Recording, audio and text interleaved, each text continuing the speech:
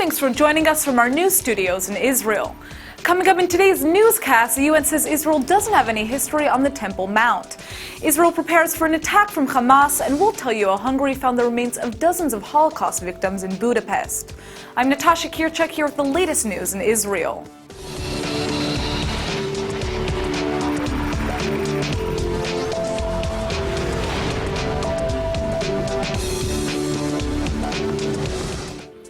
Israel is outraged with UNESCO for their new resolution that ignores the Jewish connection to several holy sites in Jerusalem. Prime Minister Netanyahu is now bashing the organization for trying to rewrite a basic part of human history.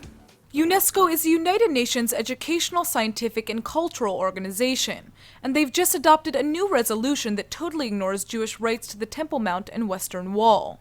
The resolution refers to Israel as the occupying power at the Temple Mount, which it calls the Al-Aqsa Mosque.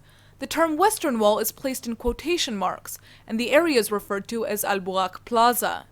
Prime Minister Netanyahu is furious, and he's calling the resolution absurd.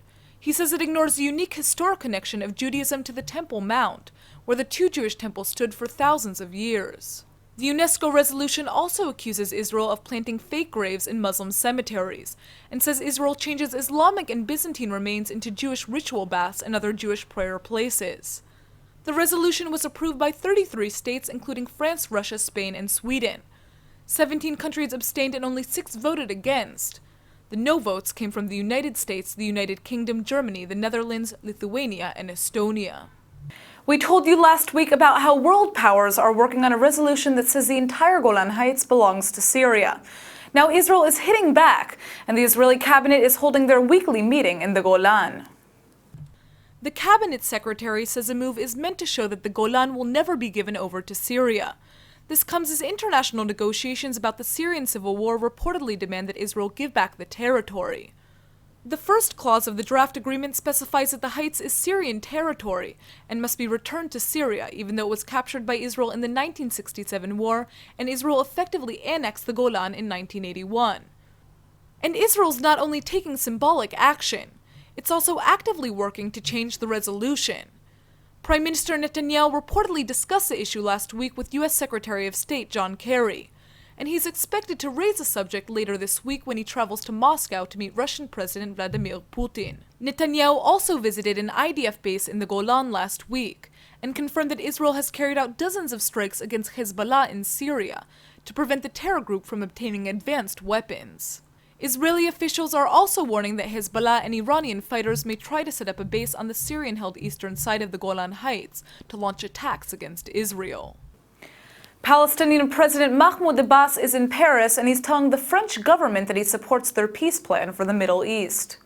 French President François Hollande has been talking about an international conference to tackle the Israeli-Palestinian conflict, and it looks like the Palestinian president is also on board.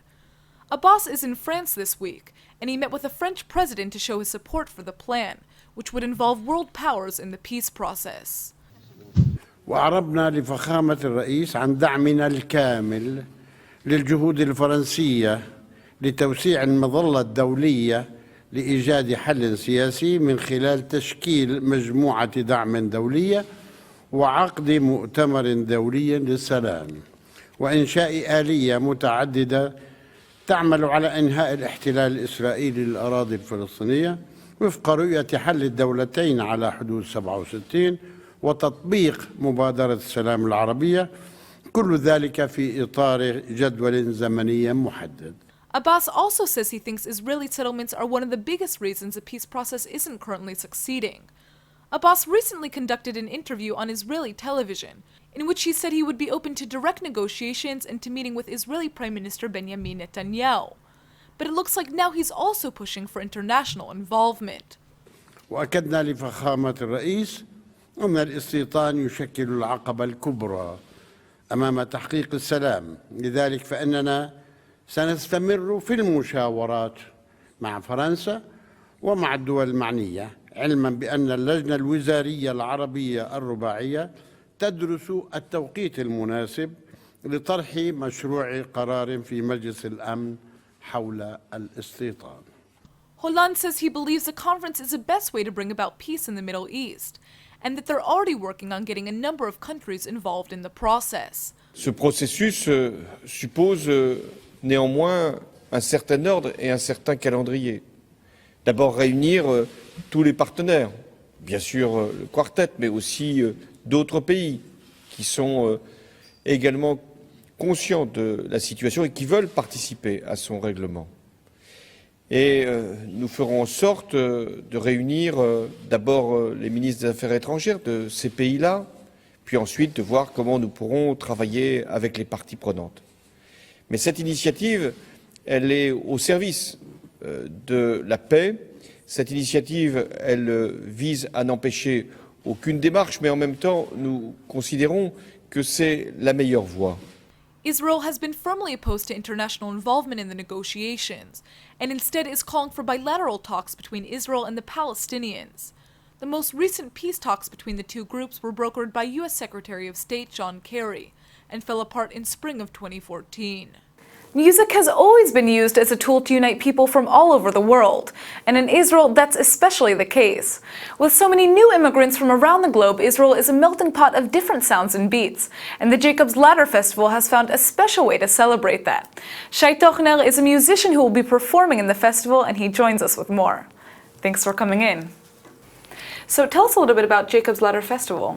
Wow, it's a big musical celebration which has been going on for 40 years now. It started like a convening of the English-speaking community, mostly from England, the United States and some other countries, and developed into a big music festival involving people from abroad and a lot of second-generation Israelis and people who would never belong to this community.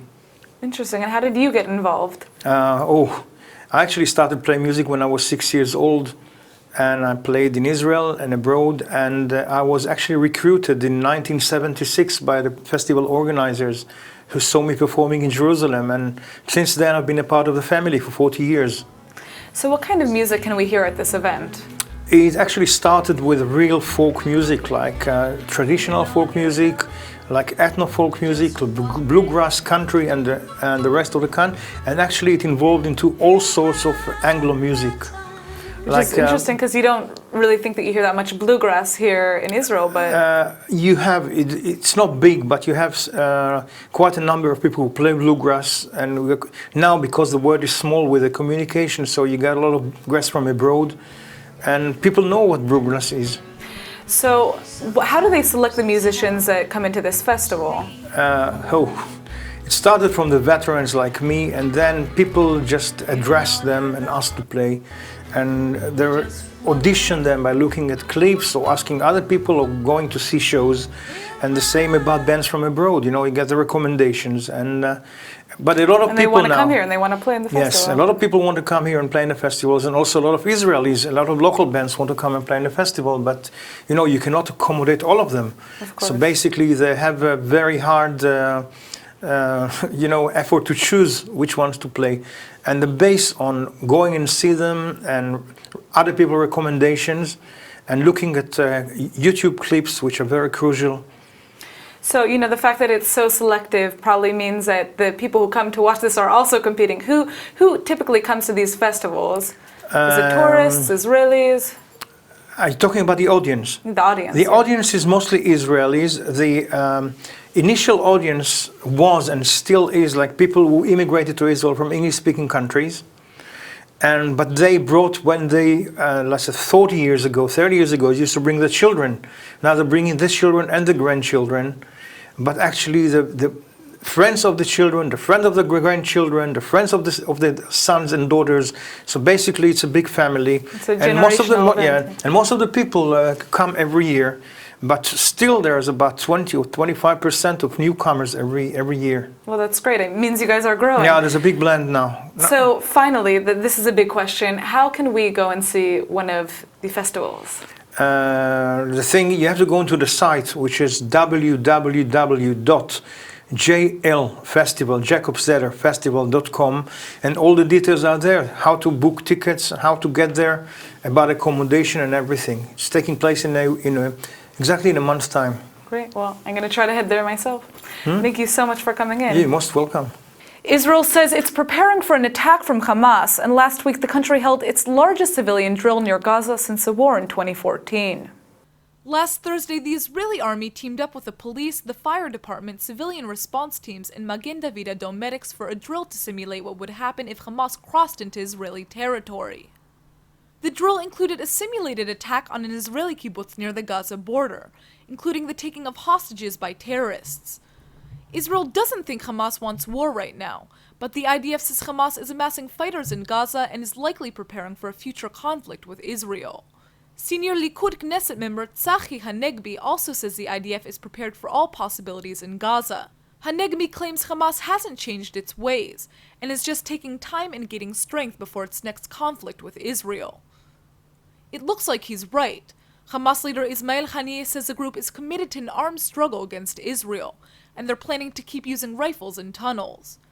Several dozen Palestinians also rioted near the security fence at the Gaza border over the weekend and threw rocks at Israeli soldiers.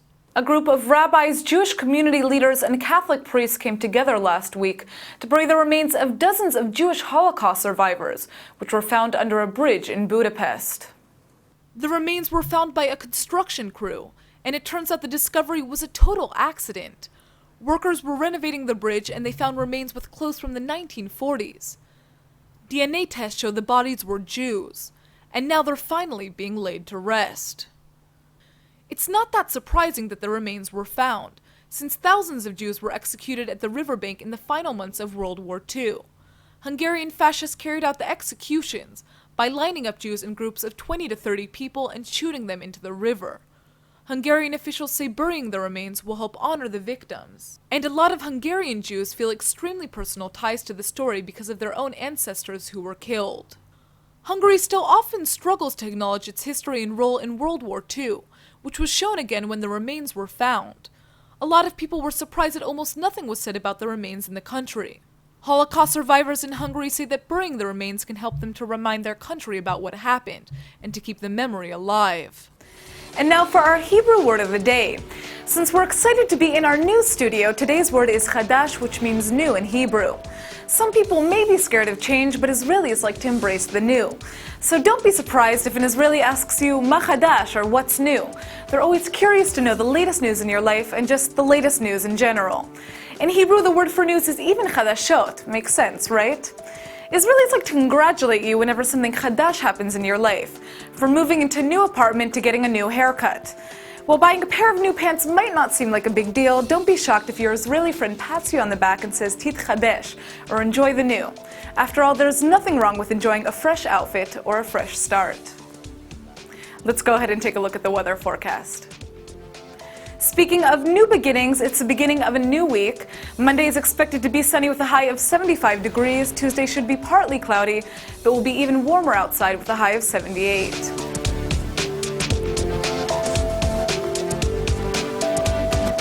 All right, everybody, that's it for today's news. Today's exchange rate is 3.78 shekels to the American dollar. Remember to sign up for our daily newsletter at iltv.tv, and don't forget to check out our next update at 8 p.m. Eastern Time. Thanks for watching, and we'll see you tonight.